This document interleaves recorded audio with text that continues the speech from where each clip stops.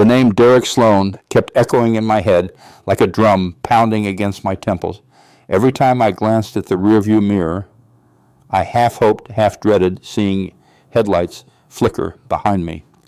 Behind me stretched dozens of miles of Highway 60, winding through the scorched, desolate lands of New Mexico. Ahead of me was nothing but the golden sprawl of sunset across the blistering asphalt, and a simple truth: I had no plan, only a survival instinct. I didn't intend to live like this forever. But right now, I was behind the wheel of a beat-up 2005 Civic running on fumes with only a few crumpled bills left in my pocket and one last oxycodone pill, the cruel final gift of a junkie trying to act like a decent man. I had stolen 30 grand from Sloan, or more accurately reclaimed what I believed I had earned after years of slaving away in his kitchen to buy that final high, and ran from Tucson. Sloan didn't forgive the betrayal, especially not from someone like me. Once a trusted right hand, then a spiraling addict, then a thief on the run. I knew he'd come looking. He always did. My gas tank was nearly dry when the first sign of light appeared on the horizon like a mirage. A garish neon sign glowing violently in the fading dusk, a howling wolf beneath a silver moon with flickering letters underneath, Dustborn Diner. Only Dust and Diner were still lit. The rest had long since burned out. I eased off the gas and pulled over the engine, wheezing like a dying man. Outside, the desert simmered in the burnt orange of sundown. Nothing but dust cacti rocks and that pungent scent of dry earth and creosote bushes. I grabbed a crumpled piece of paper from my jacket, a torn classified ad hand written in marker night cook, needed, cash, no questions, no phone number, no address. I found it over 50 miles, back pinned on a corkboard in the bathroom of a rundown gas station. A trap maybe, but I didn't have any better options. I opened the glove box, staring at the familiar orange prescription bottle, the last pill. There were nights I thought about swallowing it and escaping everything, the withdrawal, the hunters, the memories of Mariana and Emily, and all the promises I'd broken. But I hadn't. Not that night, and not now. I snapped the cap shut, shoved the bottle deep into my bag, and stepped out of the car. The gravel crunched beneath my boots. The diner looked like something abandoned in the 60s. Warped tin roofing, grime-smudged windows covered in duct tape, and a hand-scrawled hours sign faded by the sun. A little bell hung over the door. When I pushed it open, it let out a lonely chime like the final protest of a place long forgotten. The air inside was thick. Sickly yellow light flickered from a humming fluorescent bulbs tinting everything the color of illness. The smell of burnt grease mingled with something faintly metallic and musky blood and animal musk. Not the scent of a clean kitchen, but of secrets long sealed. The cracked red booths along the window had been patched with black tape. The countertop's formica finish had been worn smooth by thousands of coffee cups and resting elbows. In the corner sat an old jukebox, the kind you see in vintage diners, silent, its lights unlit. There wasn't a soul inside. No music, no customers, just me. We're not open during the day. A low, dry, stern voice came from the back. I turned. A woman, maybe in her 60s, stepped through the kitchen door. Her skin was bronze, her dark hair pulled back into a bun, streaked with silver, worn button-up shirt, greasy apron. But what caught my eye were her hands, scarred-lined like she'd wrestled barbed wire most of her life. I held up the ad, saw this, night cook needed. She stared at me, said nothing. Her gaze was a bottomless well, unblinking. What are you running from? The question cut straight through my chest like a knife. I swallowed hard, tried to shrug it off. None of us are here for the right reasons. That made her smirk. Not quite a smile, but close. Name's Red Feather, she said. You cooked before. Line cook. Max Grill, Tucson, 5 years. Why'd you quit? Messed up my back, then other stuff. Red Feather nodded, like she'd seen my type 100 times. She gestured toward the kitchen. Come on. The kitchen in the back was surprisingly clean. Stainless steel walls gleamed. A massive grill sat dormant like a sleeping metal beast. The industrial freezer hummed in the corner, and the vent fan thrummed overhead. I almost felt calm for a moment. It was a familiar space in an unfamiliar life. Cash daily, Red Feather said. You sleep in the back room. No questions, no touching, no breaking the rules. I nodded, even though I didn't yet understand them. I just need the work. I won't cause trouble. They all say that. She handed me an old apron stiff with dried stains. We open at dusk, close at dawn, night shift only, because our customers are special. I took the apron. Every warning in my head screamed at once, but I had no better choice. This was the last stop before the desert swallowed me whole. And maybe that's what the Dustborn Diner was meant to be, a place for the ones with nowhere left to go. I followed Red Feather through the swinging door into the kitchen, the old hinge creaking like a cry of protest. In stark contrast to the dusty rust-scented dining area out front, the kitchen was disturbingly clean. Not the sterile shine of a five-star kitchen, but a cold, meticulous kind of clean, like no human had truly inhabited it. The stainless steel walls reflected the harsh white lights. The massive grill sat still like a metal beast in hibernation. Under that light, everything looked flat, silent, and dead. The only sound was the low, steady hum of the industrial freezer in the corner, a noise that crept into your skull. Red Feather pointed toward a small metal door beside the freezer. That's your room. Fold-up bed drawer outlet, no lock. I opened it. The space was barely larger than a broom closet. A naked bulb dangled from the ceiling, casting a yellowish light over a single cot and a creaky wooden cabinet. Peeling paint, a musty smell leaking from the walls, but it had a roof and a bed, which was more than most nights I'd survived. Put your stuff in there, then come back, I'll walk you through the menu, Red Feather said, her back already turned. I tossed my tattered duffel on the bed and pulled out a small cloth-wrapped photo frame. It was a picture of me and Emily, her smile wide and toothless, missing one front tooth, the joy in her face enough to erase all the pain I'd caused her mother. I set the frame on the cabinet, promising myself I wouldn't break that promise again. Back in the kitchen, Red Feather had opened the fridge. Inside were neatly arranged trays of meat, eggs, cheese, and vegetables. She slid out a tray of the beef. Simple menu, she said curtly. Burgers, eggs, fries, coffee. Everything's made by hand. Spices, she gestured toward a small rack beside the grill, where 5 jars sat, labeled in shaky handwriting. Don't swap them. Don't add, don't subtract. I nodded, used to chefs who had their own set of rules. Now, she said, her tone dropping lower, there are a few things you need to know before your first shift. Red Feather walked to the freezer, pulled on gloves, and opened the frost-covered door. A blast of cold air rolled out and made me shiver. Inside weren't the usual trays of meat, but vacuum-sealed bags hanging from iron hooks. Each bag had a label in bold black marker, Wolf Special. I don't need you to understand what this is, Red Feather said, eyes still on the freezer. Just know when a customer orders a Wolf Special, you grab a bag, thaw it fast, cook it rare. Never well done, always. I looked at the bags of dark meat, almost black, threaded with silvery veins, the surface pulsing faintly beneath the nylon like it still remembered what it used to be. What kind of meat is this, I asked before I could stop myself. Red Feather slammed the door shut. Her eyes were sharp as blades. Rule number 1, don't ask about the meat. The air in the kitchen seemed to shrink.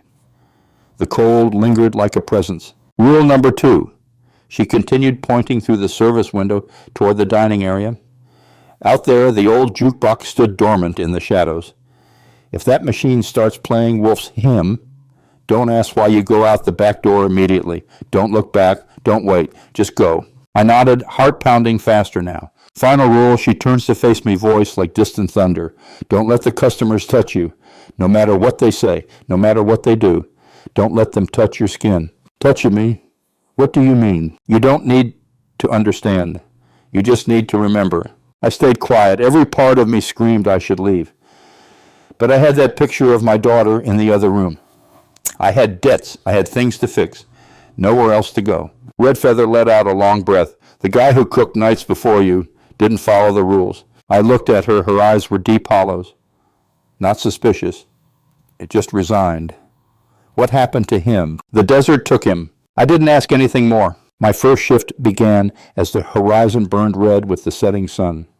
I lit the grill, tied the apron, and listened to the gas hiss like a cobra, ready to strike. The smell of grease rose in the air, familiar, almost comforting, except everything here was hushed, like the sounds themselves were being swallowed by something bigger. A void. Redfeather didn't offer encouragement.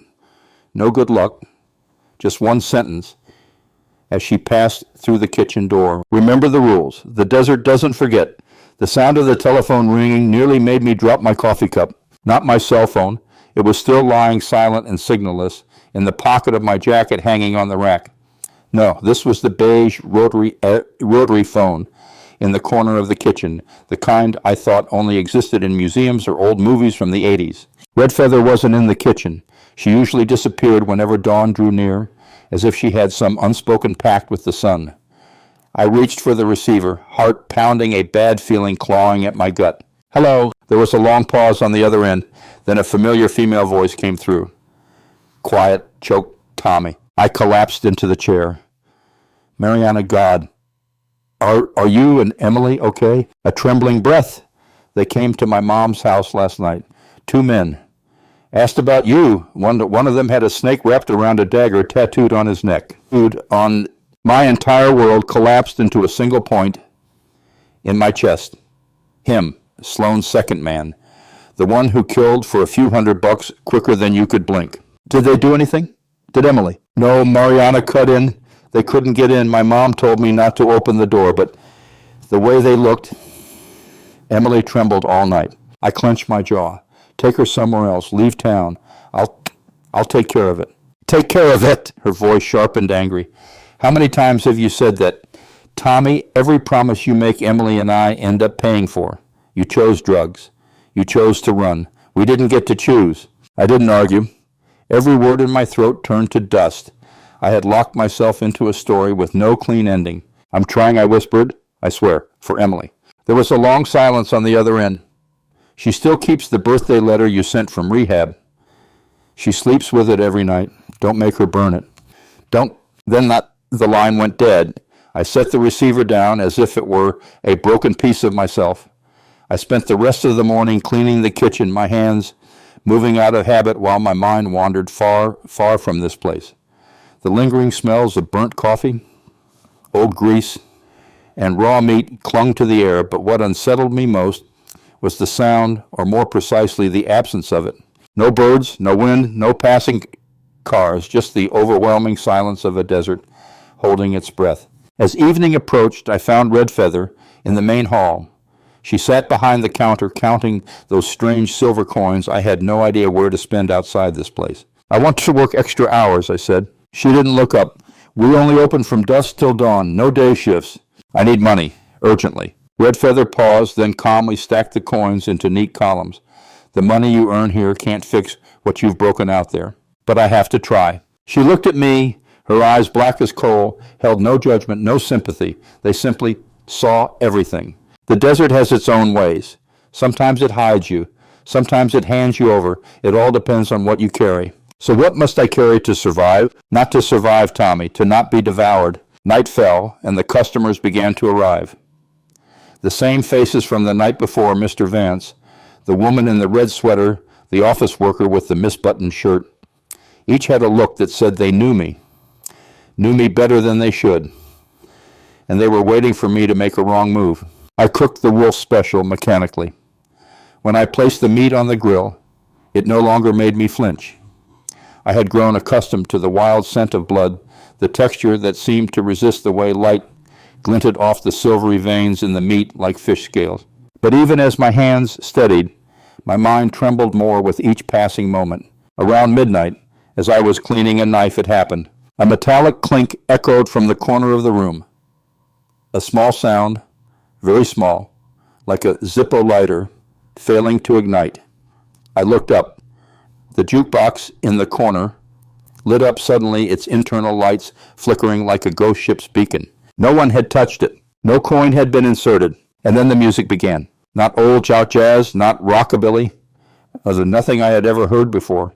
It resembled a wolf's howl, but distorted, mournful slowed as it played at the wrong speed. The melodies dragged like the lament of a soul. Wolf's hymn. I dropped the knife onto the floor. Redfeather appeared behind me instantly. Go, she said urgently. Now. Back door. Don't look back. No questions. Go. I stumbled toward the back door, my legs unsteady.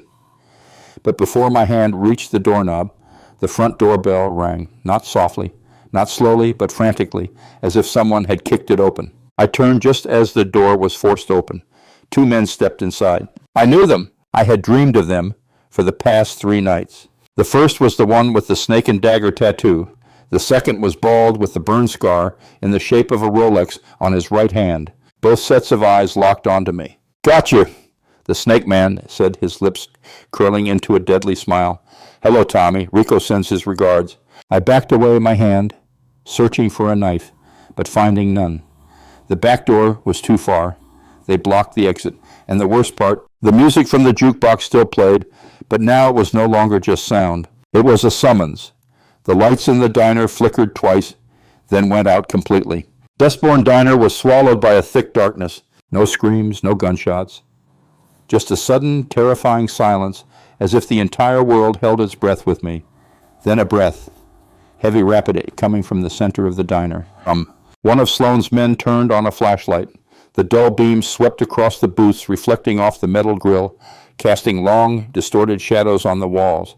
The light passed over the tattooed man's face. His eyes gleamed with a hunger that bordered on delight. He drew his gun. Come out, Tommy. Don't make this hard. Rico doesn't need you alive, just your body. I pressed my back against the freezer door, fingers searching the kitchen corner for a knife.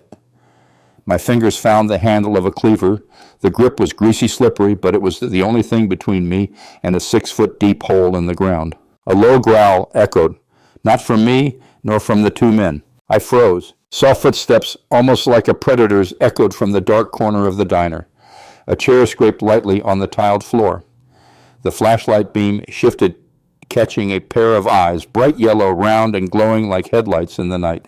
What the hell? The bald man stepped back half a pace. The light reflected off Mr. Vance's face, or what used to be his face. It no longer resembled a human. His cheekbones protruded like a wolf's snout. The skin on his neck stretched taut dark furs sprouting along his cheeks. His mouth revealed not 32 teeth, but hundreds. His eyes didn't blink. Then he howled, a long, resonant howl that made the windows tremble. Then the other patrons began to move, each one the silent couple. The woman in the red sweater, the office worker, all stood up, shedding their human forms. Skin fell to the floor like old snake skins. Bones, twisted arms, lengthened legs bent backward. Black fur erupted in waves, like moths flooding from the darkness. Skinwalkers. Reddit +8 history. Denver Library.org +8 Wikipedia +8. I had never seen Sloane's men afraid, but now his hand trembled. He raised his gun and fired. Bang Polygon +2 HTTPS. Adventure game, hotspot.com +2. Alvin's House of Words +2. The bullet struck the creature's chest. Black blood sprayed, but it didn't retreat. It laughed. No, it truly laughed. A hissing sound between bloodied teeth. They lunged. The bald man screamed, but the sound was cut off by claws, sinking deep into his throat. Blood sprayed like a fountain.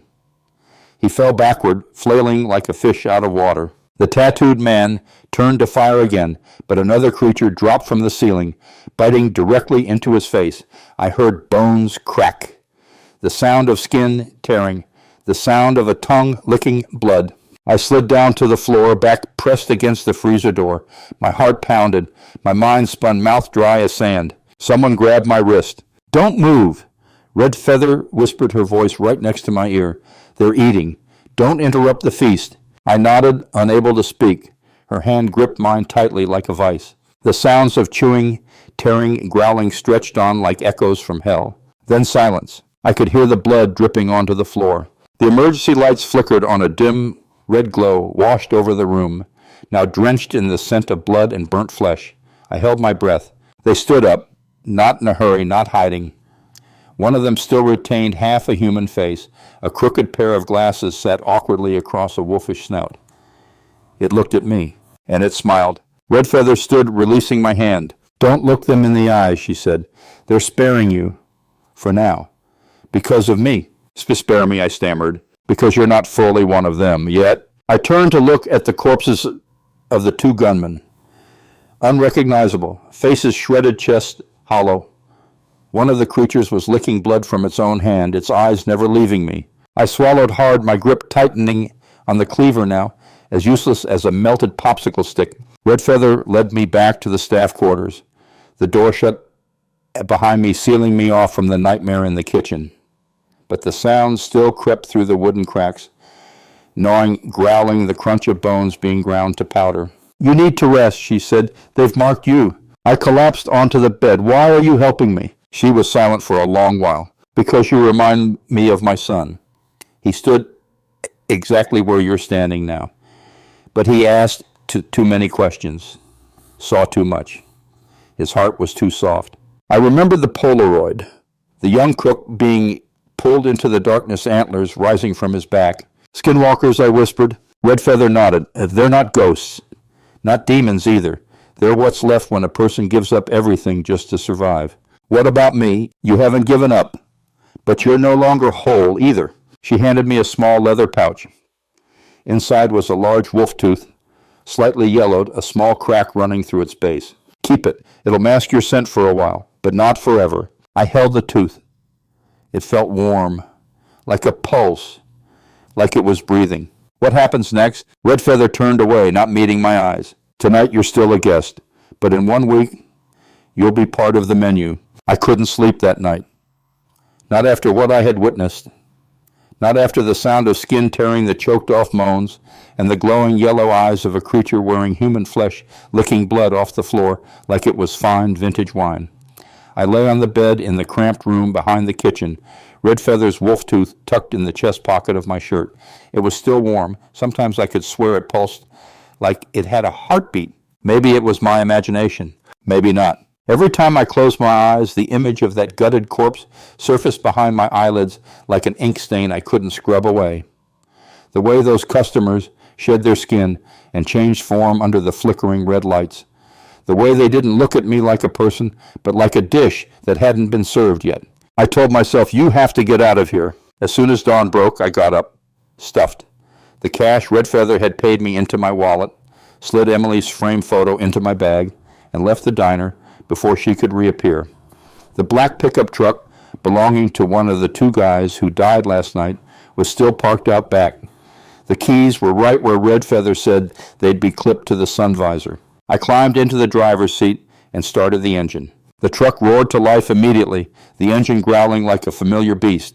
I pulled out of the lot, not looking back. I didn't dare. 30 miles later, I arrived at a roadside gas station near Gallup, New Mexico.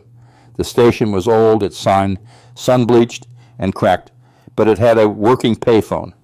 I got out, walked straight into the booth, like a man on his way to confession. I called Mariana. This time she picked up immediately. "Are you safe?" she asked, voice tight. Emily, she couldn't sleep. She heard a car pull up in front of the house last night. I had to stand outside her room with a knife for 3 hours. "I'm in Gallup. I sent the money," I said, pulling out the last roll of cash, sticking to my promise.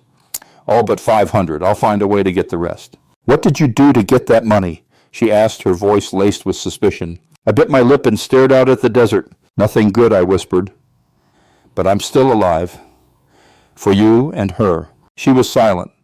After a few moments, she said, "Emily still believes in you. Don't make her wrong." Then the line went dead. I stepped out of the booth, filled the tank, then climbed back into the truck.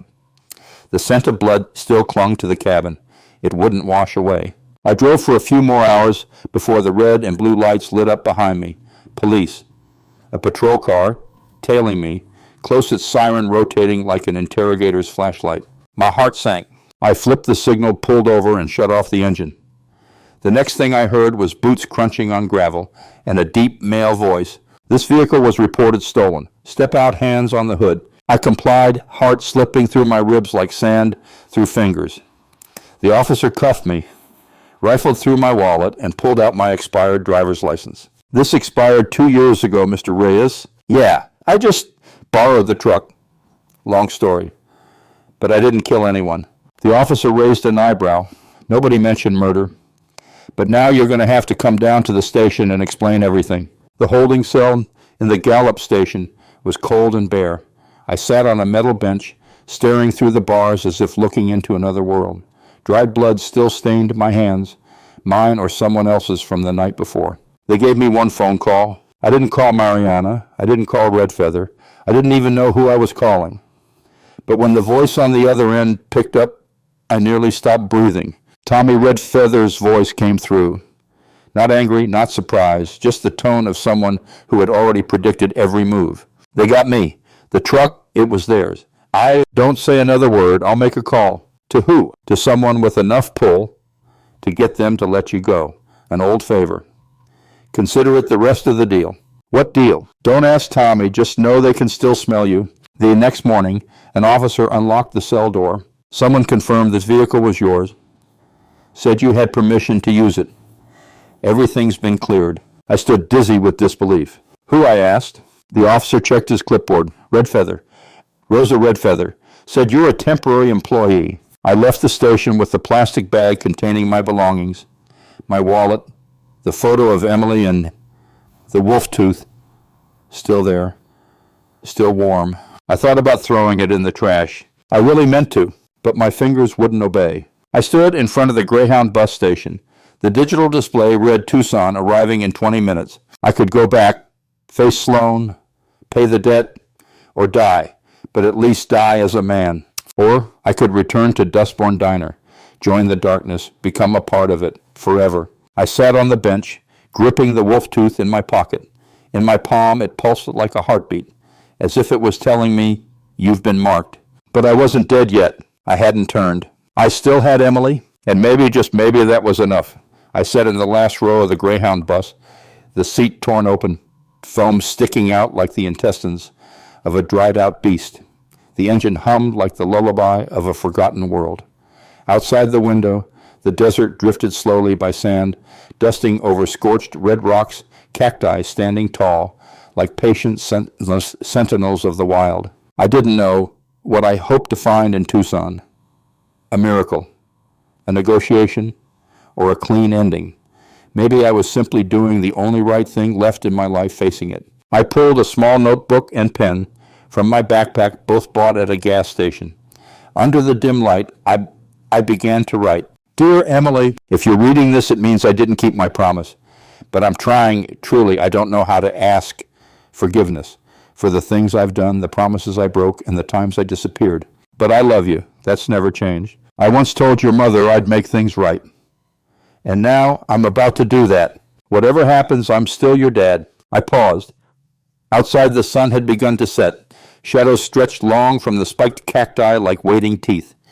I turned to a fresh page and began to sketch Emily's smiling face. Not perfect, but enough to hold on to the part of me that was still human. The bus route ended at a small station in southern Tucson. I stepped off my worn shoes, thudding with each step. The familiar scent of motor oil dust and deep-fried tacos drifted through the air. I rented the cheapest motel room nearby with my last 20. The manager asked for ED and nothing else. An old scratched card. He frowned but said nothing. Tucson isn't the kind of place where you ask too many questions. The room was small, the bed stiff, the AC wheezing. I washed my face and stared at myself in the mirror. My face was gaunt, beard patchy, eyes bloodshot from lack of sleep. But what chilled me was just for a moment in the flickering light, my eyes glinted amber. I blinked. It was gone. Just a trick of the light, I told myself. Cheap motel bulbs, or maybe not. I knew where to find Sloan, an old dive bar near the industrial zone where men like him gathered because there were no security cameras, no cops, and no one questioned blood on the floor. I arrived at 10 p.m. when Tucson had dropped its act of decency. I wore a hoodie hood pulled up. In my pocket was the wolf tooth. My heart beat fast but steady. Inside, the music pounded. Red lights cast every face in devilish hues, making everyone look like they were one breath away from a bad decision. Then I saw him, Derek Sloan, sitting in the back booth, one leg propped up, whiskey in hand, wearing a gray suit as crisp as ever. The red light didn't dull the frost in his eyes. I walked up, no attempt to hide my face. He looked up, that familiar smirk, the one that used to make me want to bury my head in the sand and vanish off to the face of the earth. Tommy Reyes, he said, like calling an order. Thought you were dead. Not yet, I replied, but not far off. He chuckled. You've got balls showing up without the money. Or did you bring something else to trade? I brought the truth. He tilted his head. Truth, I don't buy truth. I buy loyalty. And when you stole 30 grand, you sold it cheap. Then your guys went to that diner and never came back. His smile faded. What do you know? His voice sharpened like a scalpel. I know they didn't survive. I know there's something in the desert you can't buy, can't threaten. And I know I survived it. He stared at me for a long time. Not angry, not afraid, just measuring. There's something in your eyes, he said. Not the eyes of a junkie anymore. It's something else. I smirked faintly. Maybe because I'm not that man anymore. No, he said, lifting his glass for a sip. Maybe you're not even a man anymore. He pulled a Glock from under the seat. Didn't bother to hide it. I didn't move. I'm not giving you a second chance. You know me, Tommy. I nodded. I do. And I know what you're afraid of. He laughed. What ghosts, dogs, some jungle curse. Don't be stupid. I live in reality. I stepped closer. Then let me show you some reality, I said, pulling the wolf tooth from my jacket pocket. The room shifted in temperature.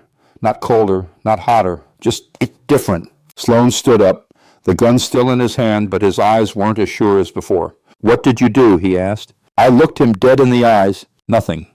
I just survived the place your men were torn apart. I turned my back. I don't need to kill you, Sloan.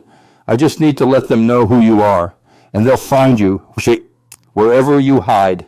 You'll die turning your back on me, he said. Maybe I said hand on the door handle, but not by your hand. Then I walked away. Sloan didn't pull the trigger, maybe because he couldn't. I returned to the motel, bone-tired.